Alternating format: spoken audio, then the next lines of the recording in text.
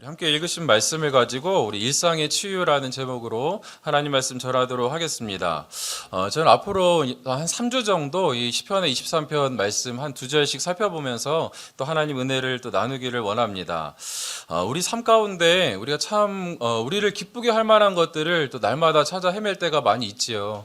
그래서 요즘에 또 여러 사람들이 또 여행 가기도 좋아하고 또 쇼핑 같은 것에 또 중독된 사람들도 많이 있는 것 같습니다. 그러나 우리 삶 가운데 또 여행도 사실은 뭐 갈 때 참 뭐 기쁘고 기다릴 때 좋지만 갔다 오면 또 이내 지쳐버리는 것이 또 여행의 한계이기도 하고 또 소유하고 싶은 것들도 그렇게 갖고 싶었던 것들도 막상 가지고 나면은 우리의 마음 가운데 뭐 참된 만족을 주지 못하는 것을 이제 보게 되는 것입니다.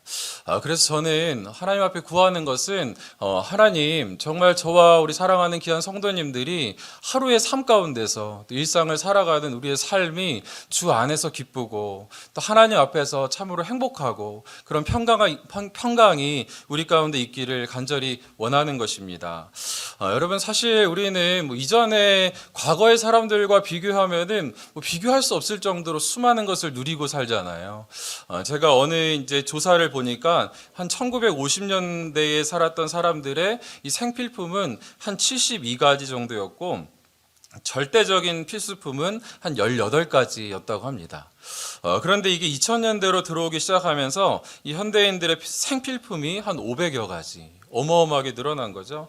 그리고 이제 필수품도 한 50가지가 넘는다고 합니다.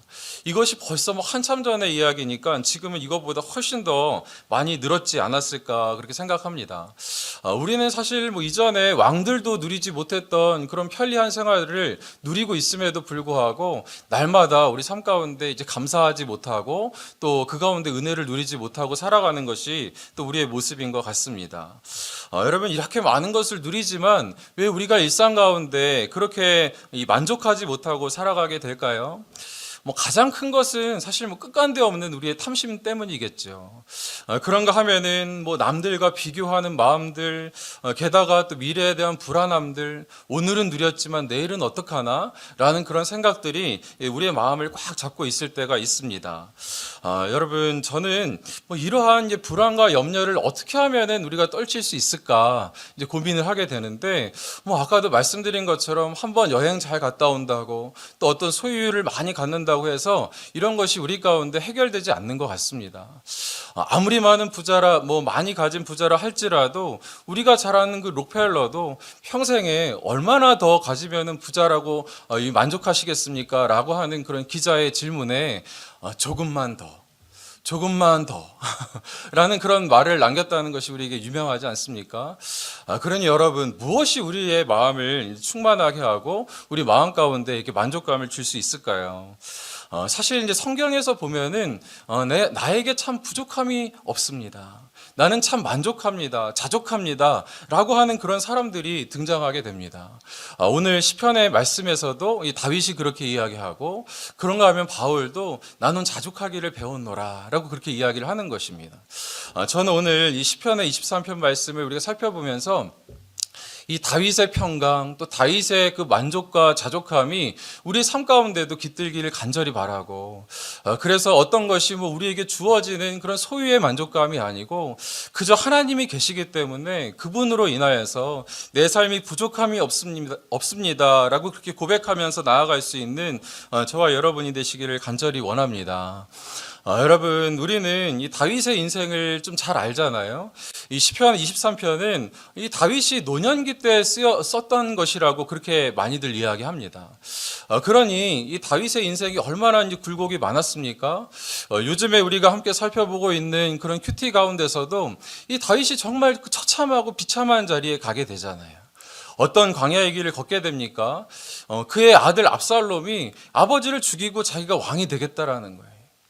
그 아들에게 목숨을 위협을 당하여서 그 피난길을 떠나는 이 다윗의 심정을 한번 생각해 보십시오.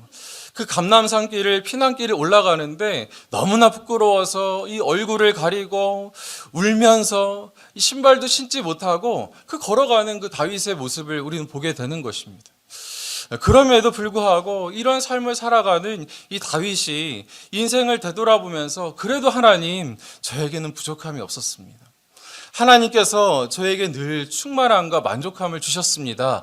라고 그렇게 고백하게 되는 것입니다. 여러분, 우리도 어떤 이거 삶에 굴곡 없는 인생이 없잖아요.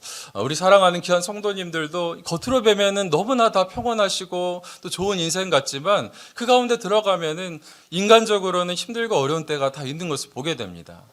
그러나 우리의 삶 가운데 뭐 그런 환경에 따라서 우리가 바뀌는 것이 아니고 늘 동일하신 우리 하나님과 함께하면서 나아갈 때에 우리도 이 일상 가운데 하나님의 은혜와 또 치유를 경험하게 될 줄 믿습니다. 여러분, 저는 오늘 이 말씀을 통하여서 우리가 일상의 그런 치유를 위한 이 세 가지 방법 잠깐 살펴보기를 원하는데요. 여러분, 첫 번째로는 이 여호와께서 나의 목자이심을 인식하라라는 것입니다. 시편의 23편 1절 말씀 같이 한번 읽어볼까요? 여호와는 아멘. 너무 잘하는 말씀이라서 크게 읽지를 않으시네요. 예. 여호와는 나의 목자시니 내가 부족함이 없으리로다. 여러분, 사실 이 23편 1절 말씀에 이 여호와는 나의 목자시니다라는 이 말씀이 얼마나 큰 말씀인지를 모릅니다. 사실 22편까지만 해도 이 시편 기자들이 이 하나님이라는 그런 단어를 많이 쓰거든요. 그런데 23편에 이 다윗이 하나님은 나의 목자시니라고 그렇게 이야기하지 아니하고 이 여호와는 나의 목자시니라고 그렇게 고백하고 있는 것입니다. 사실 이 여호와라는 이 단어는 이스라엘 백성들이 부들부들 떨면서 감히 입 밖으로 그렇게 내지 못하는 그런 하나님에 대한 명칭입니다. 그럼에도 이 다윗이 그런 여호와가 나의 목자다라는 거예요. 늘 나와 함께 하시고 나를 인도하시고 나의 삶을 늘 동행하여 주시는 분이 그 여호와 하나님이시다라는 것입니다. 여러분, 이 여호와라는 그 하나님이 여호와시다라는 것은 하나님께서 스스로 계신 분, 자존하시는 분, 이 우주의 만물의 주인이시다라는 것을 뜻하는 어마어마하게 큰 단어입니다. 그래서 이 출애굽기 6장 2절에서부터 4절 말씀 보면은 이런 말씀이 있어요. 하나님이 모세에게 말씀하여 이르시되 나는 여호와니라. 내가 아브라함과 이삭과 야곱에게 전능의 하나님으로 나타났으나 나의 이름을 여호와로는 그들에게 알리지 아니하였고 가나안 땅 곧 그들이 거류하는 땅을 그들에게 주기로 그들과 언약하였더니. 여러분, 어떻습니까? 아브라함과 이삭과 야곱에게도 주시지 않은 이름이 여호와라는 이름입니다. 이 여호와라는 이름은 애굽에서 내가 너희를 불러내고 내가 너희를 영원까지 책임지시겠다라고 약속하시면서 주신 이름이 여호와의 이름이에요. 그러니 이 다윗이 여호와 나의 하나님이시여, 하나님이 나의 목자십니다. 우리도 이렇게 오늘 너무 잘 알아서 그렇게 감동 없이 내뱉은 그 여호와라는 단어가 얼마나 큰 단어인지 모릅니다. 여러분, 우리가 이렇게 큰 하나님 여호와가 나의 목자다라는 것을 인식하는 것이 우리의 신앙의 힘인 것을 믿으시기를 바랍니다. 우리가 믿는 그 하나님이 어떤 분이십니까? 그 하나님이 얼마나 큰 분이십니까? 그것을 우리가 믿으면 믿을수록 우리 삶 가운데 막 힘이 생기는 거예요. 여러분, 그래서 김남준 목사님이라는 분은 그의 책에서 이렇게 이야기하시더라고요. 우리의 신앙과 삶 속에서 경험되는 모든 곤고함과 고통은 궁극적으로 하나님이 누구신지를 모르는 무지에서 비롯된다. 여러분이 우리가 믿는 하나님이 누구신지만 우리가 정말로 알고 신뢰하고 의지한다면 우리 삶 가운데 무한한 이 평강과 담대함이 생긴다라는 것입니다. 여러분, 제가 어느 그 글을 보니까 이거 실화라 하더라고요. 이 독일의 어느 신학자가 이 경험한 이야기를 여기다 담았는데, 그 신학자가 이제 대학교를 다닐 때 2차 세계대전이 일어나기 전이었대요. 그래서 대학에서 이제 공부를 하는데 자기 기숙사에서 같이 공부하는 학생이 있었는데, 그자가 이제 유대인이었던 거예요. 같이 공부를 하는데 생각지 않게 2차 세계대전이 벌어지게 된 것입니다. 그런데 이 유대인이 사실 그 전부터 힘들고 어려울 때마다 중얼중얼 하면서 외우던 것이 있었는데, 큰 소리로, 그것이 무엇이었냐면 이 히브리어로 시편 23편을 그렇게 외우더래요. 그래서 무엇을 그렇게 외우냐, 무슨 말이냐 했더니 이것은 히브리어로 시편 23편을 외우는 것인데 나는 힘들고 어려울 때마다 이 시편 23편을 외우면 놀랍게 하나님께서 힘을 주신다. 나에게 놀라운 담대함을 주신다. 그렇게 이야기를 한 것입니다. 이렇게 두 사람이 열심히 공부하던 중에 2차 세계대전이 이게 터지게 되고 한날 이 유대인 친구가 잡혀가게 된 거예요. 유대인들이 다 잡혀가게 돼서 이 가스실로 잡혀가게 되는데 그 소식을 듣고 이제 황급하게 이 독일 친구가 그곳에 막 달려오게 된 것입니다. 그리고 이 유대인 친구의 이름을 막 부르는 거예요. 그랬더니 이 트럭의 이 천이 열리면서 서로 눈을 마주치게 되었는데 그가 이게 정말 그 마음 가운데 이 친구를 보면서 미소를 지으면서 어떻게 했을까요? 크게 시편 23편을 히브리어로 외치기 시작했대요. 여호와는 나의 목자시니 내게 부족함이 없으리로다. 그러면서 그가 막 오히려 걱정하지 말라는 그런 모습으로 담대한 모습으로 미소를 띠면서 그 친구를 바라보면서 그렇게 떠나갔다라는 것입니다. 그렇게 이 두 사람이 이제 헤어지게 되었대요. 참 그 마지막 모습이 잊을 수 없는 그런 모습인데 시간이 지나고 나서 오히려 이제 전세가 역전이 되어 가지고 연합군이 이 나치들을 이기게 된 것입니다. 그래서 오히려 독일인이었던 이 신학자 이분이 오히려 연합군들에게 잡혀가게 돼서 이 형장으로 끌려가게 되었다라는 거예요. 너무너무 두려웠는데 그때 어떤 모습이 생각이 났을까요? 그때 가스실로 끌려가던 내 친구 유대인이 생각이 난 것입니다. 그때 그가 히브리어로 그렇게 시편 23편을 외웠는데 그래서 이도 가면서 그것처럼 그와 똑같이 히브리어로 이 시편 23편을 외우기 시작했다. 크게 여호와는 나의 목자시니. 그런데 말할 수 없는 하나님의 평강이 임하기 시작했대요. 하나님 내가 죽어도 괜찮겠습니다. 하나님 내가 죽으면 나의 목자이신 하나님 만나러 가겠습니다. 그런 마음으로 담대하게 형장으로 끌려가게 됐는데 이 놀라운 또 기적이 일어나게 된 것입니다. 막 그렇게 시편 23편을 외치고 있으니까 그곳에 있었던 한 사람이 딱 일어나서 사형을 멈추라라고 그렇게 이야기를 했는데 그 사람이 이제 누구였냐면 그 죽었던 친구는 아니지만 이 히브리어를 알아듣는 이 유대인 그런 장교가 있어서 이 사형을 멈추십시오. 그리고 그에게 가서 이 사연을 묻고 그를 살려주었다라는 그런 실화의 이야기를 제가 어느 책에서 본 적이 있습니다. 여러분 우리 삶 가운데 우리가 이렇게 가스실로 형장에 그렇게 잡혀가는 일은 없다 할지라도 우리 삶 가운데 우리의 마음을 힘들게 하고 정말 두려움 가운데 빠지게 하는 일들이 우리 삶 가운데 있지 않습니까? 그럴 때에 우리가 어떤 목자? 여호와이신 나의 목자, 그분의 이름을 부르는 것만으로도 하나님께서 우리 마음 가운데 놀라운 담대함과 은혜를 허락하여 주실 줄 믿습니다. 여러분 예수님께서는 이 하나님께서 어떤 분이시라는 것을 너무 잘 알고 있었기 때문에 그의 삶 가운데 그것을 붙잡고 마지막 십자가까지 나아갈 수 있으셨습니다.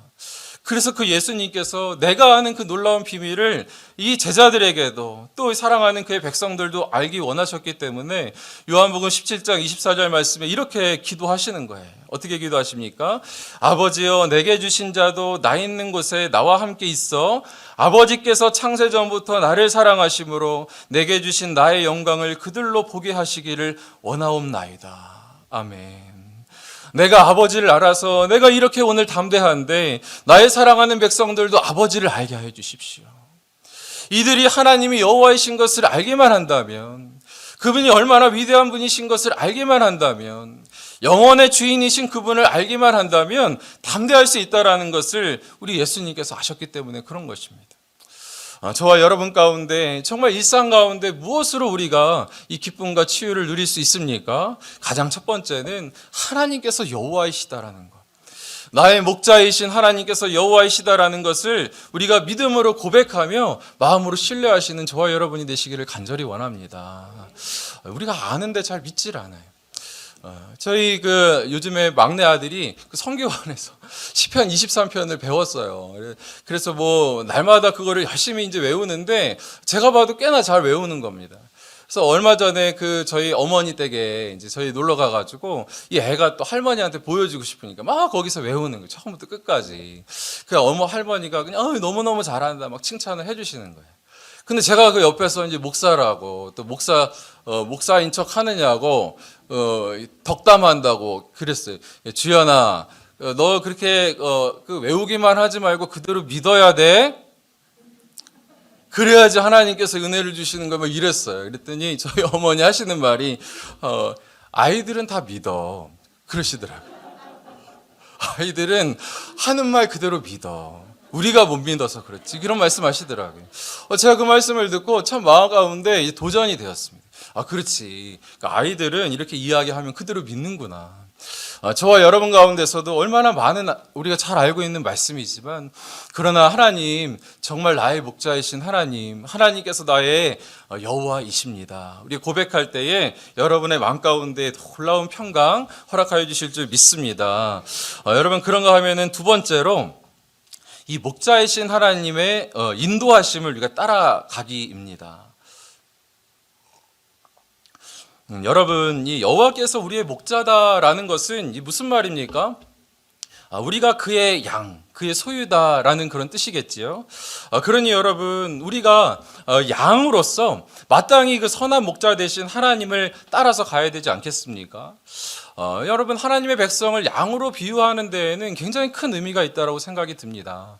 잘 아시는 것처럼 양은 어떻습니까? 우리가 뭐 잘 알지요. 양은 그 시력이 대단히 나빠가지고 이제 근시이고 또 고집이 세고 뭐 소심하고 또 뭐 이렇게 고집이 센데도 불구하고 뭐 남을 공격하지는 못해서 언제라도 이 위험 가운데 빠질 수밖에 없는 그런 존재가 이 양이다라는 것입니다. 그래서 스스로는 지킬 힘이 없어가지고 언제나 이 목자가 있어야지만 그 목숨을 유지할 수 있는 것이 바로 이 양이라는 것이에요. 그래서 여러분 이사야서 53장 6절 말씀에 우리는 다 양 같아서 그 그릇 행하여 각기 제 길로 갔거늘 여호와께서는 우리 무리의 죄악을 그에게 담당시키셨도다. 여러분 이런 우리의 모습이 이런 양과 같다라는 것입니다. 그래서 이 중동에서는 양 같은 자라고 하면 굉장히 큰 욕이래요. 굉장히 고집세고 자기가 그렇게 능력도 없으면서 자기만 옳은 줄로 알고 그렇게 살아가는 사람을 너 참 양 같다 이렇게 이야기를 한답니다. 여러분 우리는 하나님의 양이기 때문에 이 목자이신 하나님의 음성을 듣고 그분을 의지하면서 살아갈 때에 이 험한 세상에서도 우리를 지킬 수 있는 이 유일한 방법이 되는 줄 믿습니다. 여러분 왜 우리가 하나님의 음성을 들으면서도 왜 하나님의 뜻을 잘 따르지 않습니까? 그것은 우리가 이제 고집과 아집 뭐 이런 교만들이 많기 때문에 그렇습니다. 하나님 뜻보다 내 뜻이 맞는 것처럼 여길 때가 많은 것입니다. 하나님 이 부분에 있어서는 내 생각이 더 나은 것 같고 합리적인 것 같고 이성적인 것 같고 더 맞습니다 라는 그런 생각이 있어서 주의 말씀을 신뢰하지를 않는 거예요. 요즘 시대에도 또 그렇지 않습니까? 요즘은 뭐 권위가 상실되어져 버린 그런 시대다 보니까 뭐 그냥 사람들이 많이 모이는 것을 좋아하고 뭐 좋아요 많이 누르면 그것이 진리가 돼버리고 하는 것이 이 시대의 풍조 아닙니까? 여러분 저와 여러분은 정말 하나님의 말씀을 따라가기를 원합니다. 그래서 인생에 그러면 허비가 없어요. 다시 돌아오는 길 그런 수고를 하지 않잖아요. 저도 지난 월요일에 어디 목적지를 향해서 이게 가는데 제가 잘 아는 곳이라고 생각을 했습니다. 한 번도 가보진 않았지만 늘 지나가면서 그 표지판을 봤었거든요. 그런데 이 내비게이션을 켜고 가는데 자꾸 딴 데로 가라네. 딴 데로. 그래서 뭐야? 나는 내가 이 길을 얘보다 더 잘 아는데 이 길로 가면은 바로 갈 수 있는데 왜 이렇게 돌아가는 것이지? 돌아가라고 하지? 그러면서 끝까지 무시하고 제 고집대로 간 거예요. 그런데 어떻을까요? 실제로 가보니까 그 표지판은 보이게 되는데 거기가 일방통행이라서 들어갈 수가 없는 거예요. 그래서 한참을 돌아가지고 훨씬 더 뭐 늦게 갈 수밖에 없는 그런 뭐 상황이 된 것입니다. 여러분 뭐 하나님의 말씀 우리가 들을 때도 그럴 때가 참 많이 있는 것 같아요. 그러니까 하나님, 내가 생각할 때는 뭐 너무나 눈에 보이는 것이고 이렇게 가면은 지름길인 것 같고, 하나님 말씀은 너무 오래전 것인 것 같고, 지금 내가 생각할 때는 훨씬 합리적인 것이 있는 것처럼 여기지만, 우리의 뜻대로 할 때에 하나님께서는 너무나 큰 그림 안에서 우리 인생을 바라보시고 통전적으로 여기시는데, 우리가 그것을 모르고 그렇게 행할 때에 우리 인생을 허비하고 낭비할 때가 있게 되는 것을 보게 되는 것입니다. 여러분, 이 하나님께서 우리 인생 가운데 목자라고 하시는 것은 이 하나님의 인도하시는 그런 방식을 또 우리에게 보여주는 것이라고 생각이 듭니다. 여러분, 이 목자는 이 양을 막 휘몰아서 데리고 가지 않습니다. 뭐 강아지처럼, 또 아니면은 뭐 소처럼 이 뭐 콧줄을 메어서, 목에다가 목줄 메어서 이렇게 끌고 가는 거 보셨어요? 그러지 않잖아요. 이 양은 그냥 그 양이 따라올 때까지 기다려주는 것이 목자의 큰 일이라고 합니다. 앞에서 이끌어주면서 마지막까지 연약한 그 양 하나까지 올 때까지 이 기다려주는 것이 이 목자의 모습이라고 합니다. 그러니 여러분, 우리 하나님께서 우리의 연약함을 이해하시고 동정하시고 우리 인생을 그렇게 이끌어 주신다라는 거예요. 그러니 여러분, 우리가 정말 하나님 앞에서 그분의 음성을 듣고 좀 느리다 할지라도, 연약하다 할지라도 그분 따라가면 하나님께서 반드시 기다려주시고 우리를 좋은 초장까지 인도하여 주실 줄 믿습니다. 여러분, 누가복음 15장 말씀을 보니까 잃은 양의 비유가 나오잖아요. 한 마리 양을 얼마나 소중하게 여기시는 그 예수님의 모습이 나오지 않습니까? 한 마리를 잃어버리면 그 99마리를 들판에 놔두고 그 한 마리를 찾아 헤매시는 분이 우리 하나님이시다라는 것입니다. 그러니 저와 여러분, 정말 하나님께서 그렇게 아끼시고 그렇게 사랑하시는 저와 여러분이신데, 우리가 그 주님의 음성을 듣고 좀 더디다 할지라도 주님을 따라가시는 저와 여러분이 되시기를 간절히 원합니다. 여러분, 그런가 하면은 이 마지막으로 세 번째는 이 여호와께서 주시는 풍성한 은혜 가운데 거하시라는 것입니다. 쉴 만한 물가로 인도하시면 그 초장 가운데 우리가 거하시라는 겁니다. 우리 2절 말씀 같이 한번 읽어볼까요? 그가 나를 푸른 풀밭에 누이시며 쉴 만한 물가로 인도하시는도다. 여러분, 이 목자는 이 팔레스타인 지방에는 이 목초지가 풍부하지 않잖아요. 그렇기 때문에 어떻습니까? 이 양들이 어디 가서 이 풀을 뜯고 있을 때 그때 목자는 가만히 있는 것이 아니래요. 그때 같이 그냥 앉아서 낮잠을 자고 그냥 어디 가서 물장구 치는 것이 아니고, 먼저 가가지고 이 양들이 풀 뜯고 있을 때 먼저 다른 곳에 가가지고 어디가 더 좋은 곳이 있는가 먼저 살피고, 또 오늘 먹은 양식은 이렇게 제공하였지만 그 앞에 또 내일의 양식을 준비하는 것이 바로 이 목자라는 것입니다. 그러니 저와 여러분은 한 치 앞밖에 모르지만 우리 하나님께서는 우리의 앞길의 인생을 미리 준비하시고 좋은 목초지로 인도해 주시는 분이 하나님이시다라는 것입니다. 그러니 얼마나 감사합니까? 그래서 마태복음 6장 31절 32절 말씀에도 그러므로 염려하게 이르기를 무엇을 먹을까 무엇을 마실까 무엇을 입을까 하지 말라. 이는 다 이방인들이 구하는 것이라. 너희 하늘 아버지께서는 이 모든 것이 너희에게 있어야 할 줄을 아시느니라. 아멘. 여러분, 우리는 뭐 오늘은 살았지만 내일은 또 어떻게 살아야 하나, 그런 염려로 우리 마음 가운데 하지 않아도 될 걱정을 미리 당겨서 하는 모습이 저와 여러분 가운데 있습니다. 그러나 그리스도인들의 능력은 무엇입니까? 오히려 오늘이 어렵다 할지라도 미래의 승리를 당겨 쓰는 것이 우리의 능력인 줄 믿습니다. 우리는 이미 놀라운 승리가 이미 예정되어 있는 사람입니다. 그러니 예수 그리스도께서 성취해 놓으신 그 승리를 미리 당겨 쓰고, 오늘은 힘들다 할지라도 언젠가 주실 그 하나님의 승리를 미리 당겨 쓰는 사람들이 하나님 나라의 백성인 것을 믿으시기를 바랍니다. 이것은 좀 어떤 가슴 아픈 예화이지만 그런 예화를 제가 본 적이 있습니다. 이 한국 전쟁 때에 많은 이제 전쟁 고아들이 나왔잖아요. 그때 이 전쟁 고아들 중에서 부모를 잃은 이 아이들을 미국으로 입양 보내는 그런 일이 많았대요. 그래서 그 아이들을 다 이제 불러 모아서 이제 미군 부대에서 깨끗하게 이제 씻기고, 이 저녁을 맛있게 이제 배불리 먹게 해주고, 이 잠을 재우는데 이 아이들이 잠을 잘 자지 못했대요. 그래서 왜 너희들 잠을 자지 못하니? 빨리 자라. 내일 또 일찍 일어나야지 뭐 이렇게 하면서 또 재웠겠죠. 그랬더니 그 중에서 어떤 아이가 그렇게 이야기를 하더래요. 우리 내일은 무엇을 먹나요? 오늘은 이렇게 잘 먹었는데 내일은 무엇을 먹나요? 아이들이 매일마다 그냥 하루 끼니가 걱정이 되니까 오늘은 이렇게 우리를 잘 대해주셨는데 내일이 걱정되니까 잠이 잘 오지 않았다라는 것입니다. 그래서 미국 그 병사가 가가지고 이 햄버거를 갖다가 이 아이들에게 하나하나씩 다 주면서 내일도 이거보다 더 좋은 거 먹을 거야. 그랬더니 이 아이들이 그것을 머리맡에 놓고서 막 잠을 그렇게 잘 잤다라는 그런 이 에피소드를 들은 적이 있습니다. 여러분, 우리 마음 가운데서도 우리 주인이 하나님이신데 그 하나님께서 미리 먼저 가셔서 오늘 우리에게 좋은 초장을 이렇게 허락하여 주신 것처럼 내일도 미리 가 계시고 우리를 인도하실 곳을 미리 보시고 그렇게 함께해 주실 터인데 미리 걱정하고 하나님을 신뢰하지 않는 모습이 우리 가운데 있지 않는지 우리는 돌아봐야 될 줄 믿습니다.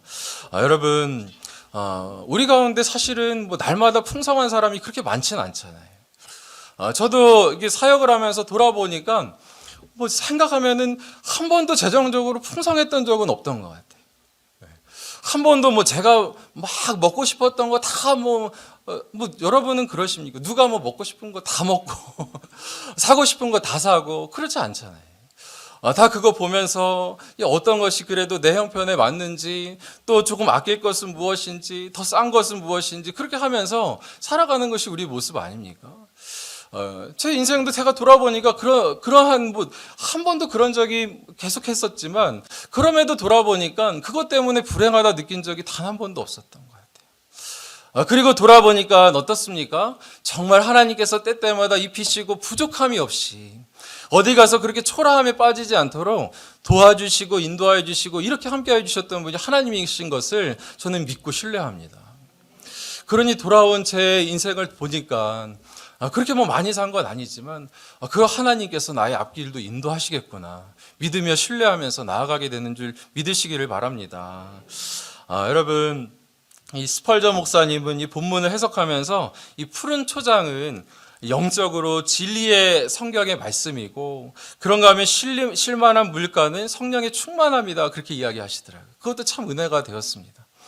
여러분의 삶 가운데 푸른 초장 날마다 하나님의 말씀 앞에 나아가시는 저와 여러분이 되시기를 원합니다. 그리고 정말 주께서 주시는 이 쉴만한 물가 우리 속에서 넘쳐나는 그 생수와 같은 성령의 충만함을 날마다 여러분 경험하시기를 간절히 원합니다. 그러면 우리 가운데 뭐 세상에서 이런저런 뭐 얼마나 가져야 그 마음이 충만할까요? 그러나 하나님께서 주시는 그 은혜는 얼마나 좋은지 그 은혜로 우리 삶 가운데 세상이 줄 수 없는 그런 평안과 은혜가 차고 넘치게 될 줄 믿습니다. 여러분, 이 말씀을 맺도록 하겠습니다. 저는 정말 일상이 행복하기를 원합니다. 어떤 때는 일상이 버거울 때가 있어요.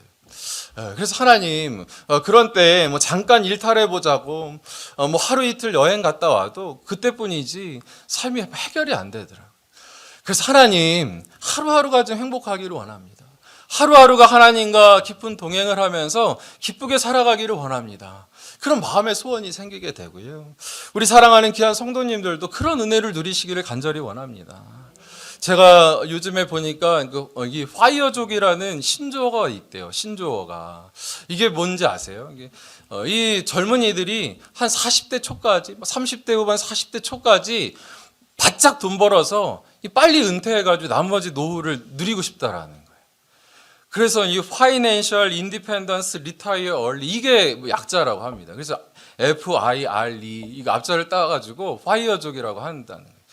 그것을 보면서 얼마나 하루하루의 삶이 힘들고 버거우면 이 하루하루의 삶이 그 애쓰고 수고하는 일이 그들에게 기쁨이 되지 않고 그저 나의 삶 가운데 무엇을 즐기기 위한 수단 정도로만 생각되니 얼마나 뭐 40대 초까지만 일한다 하더라도 그때까지의 삶이 얼마나 지옥이고 고통이겠습니까? 여러분, 저와 여러분은 정말 하나님께서 맡겨주신 그런 삶 가운데 일 가운데 기쁨을 누리며 주님께서 허락하시는 그날까지 그래서 정말 은퇴하는 그 날까지 하나님 앞에서 그날 아침에 일어나는 것이 기쁘고 그날 문을 잠들면서 하나님 앞에 감사할 수 있는 저가 되기를 바라고 우리 사랑하는 귀한 성도님들이 되시기를 원합니다. 여러분 너무 또 때로는 우리가 양으로서 길 잃었다라고 생각하실 때에도 걱정 없습니다. 왜 그렇습니까? 주님께서 우리를 찾아주실 것이기 때문에 그렇습니다.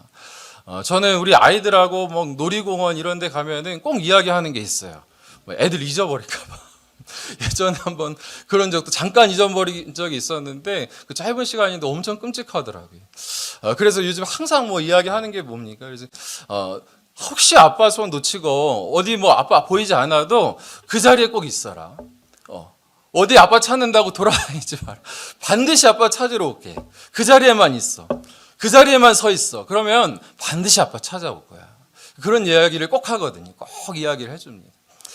마찬가지로 여러분 우리 삶 가운데 혹시라도 일상의 삶 가운데 우리 길을 잃어버리고 또 우리가 나는 어디로 가는 것인가, 무엇을 위해 사는 것인가, 날마다 하루하루가 이렇게 버거운가, 그런 여러분 혹시 계십니까?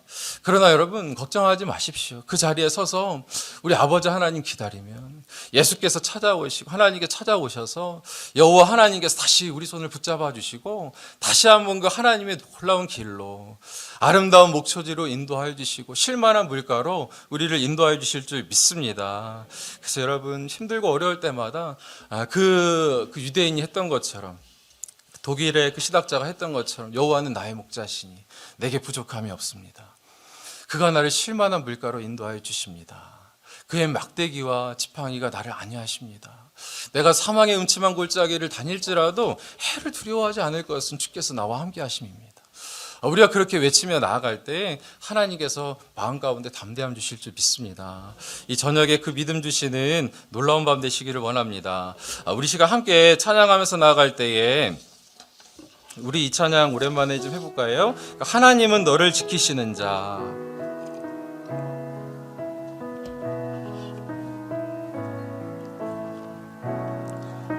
여러분 너무 잘 아시는 찬양이 있지요. 시편의 121편 찬양인데요. 하나님은 너를 지키시는 자, 너의 우편에 그늘 되시며 낮의 해와 밤의 달도 너를 해치 못하리. 아멘이십니까? 하나님은 너를 지키시는 자, 너의 환난을 면케하시고 그가 너를 지키시리라. 너의 출입을 지키시리라. 여러분 이 하나님이 우리의 여호와 아버지 하나님 되신 줄 믿습니다. 우리 함께 찬양하면서 나아가도록 하겠습니다. 하나님은 너를 지키시는 자, 너의 우편에 그늘 대 낮의 해와 밤의 달도 낮의 해와 밤의 달도 너를 해치 못하리. 너를 해치 못하리.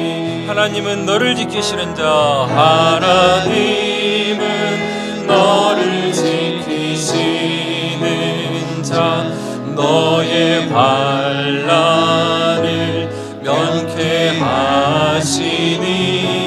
그가 너를 지키시리라. 너의 출입을 지키시리라. 너의 출입을 지키시리라. 눈을 들어 산을 보아라. 눈을 들어 산을 보아라. 너의 도움 어디서 오나. 천지 지으신 너를 만드신 여호와께로다.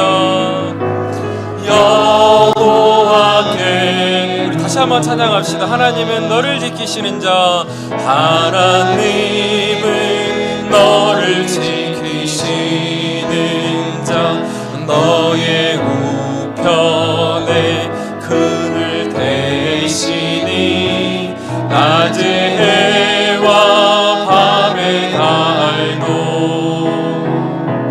너를 해치 못하리. 하나님은 너를 지키시는 자, 하나님은 너를 지키시는